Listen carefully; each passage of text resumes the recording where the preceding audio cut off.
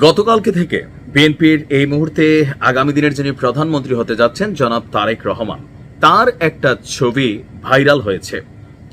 লন্ডনের একটা বাস টার্মিনালে তিনি অপেক্ষমান আছেন সাধারণ 10 জন যাত্রীর মতন। তারপর তিনি পাবলিক বাসে উঠলেন, চড়লেন, নেমে গেলেন।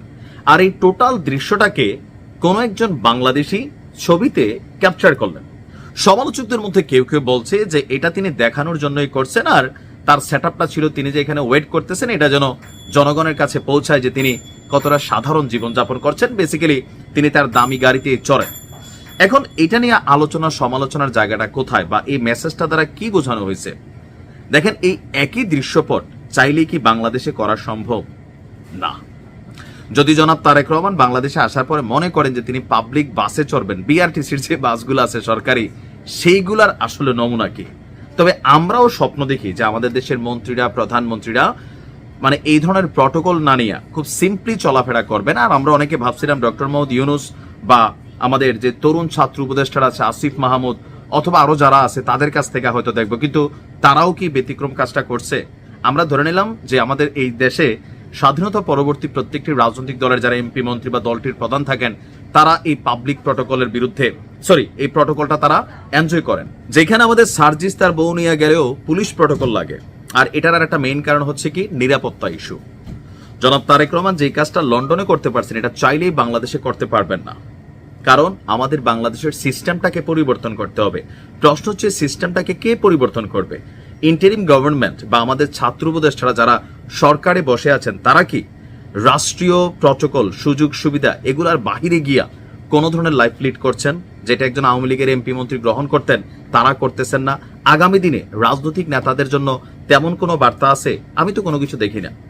তো সেইখানে আমরা কিভাবে আশা করব যে আমাদের দেশের আগামী দিনের রাজনৈতিক দলের এমপিরা সাধারণ জীবনযাপন করবেন অথবা এই ধরনের প্রটোকল নেবেন না? আবার আমাদের দেশে রাজনৈতিকভাবে যেই প্রতিহিংসার মেন্টালিটি আছে এটা কিন্তু একটা গুরুত্বপূর্ণ বিষয়। একজন ভালো মানুষই কিন্তু যখন তিনি পলিটিক্যাল কোন একটা ক্যারেক্টার হন তার বিরুদ্ধে অনেকগুলো শক্তি দাঁড়ায়, তার প্রাণের নিরাপত্তার ইস্যু তৈরি হয়ে যায়, যে কোনো সময় যে কোনো দুর্ঘটনা ঘটতে পারে।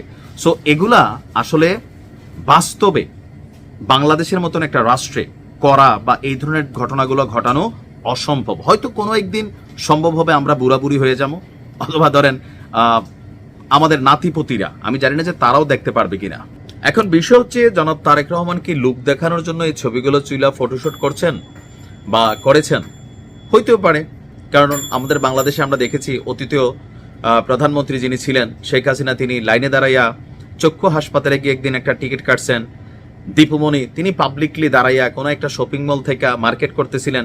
তো ওই মুহূর্তে এগুলা কে তুলে ছবি? আসলে এটা একটা সেট আপ হইতেই পারে পলিটিক্যালি মানুষের কাছে একটা জায়গা তৈরি করার জন্য। তারপরেও চাইলেও এটা কিন্তু সম্ভব না। ধরেন তাদের ইচ্ছেও যদি হইতো, কারণ ওই যে বললাম নিরাপত্তা ইস্যু, যে কোনো সময় যে কোনো দুর্ঘটনা ঘটার শঙ্কা থাকে।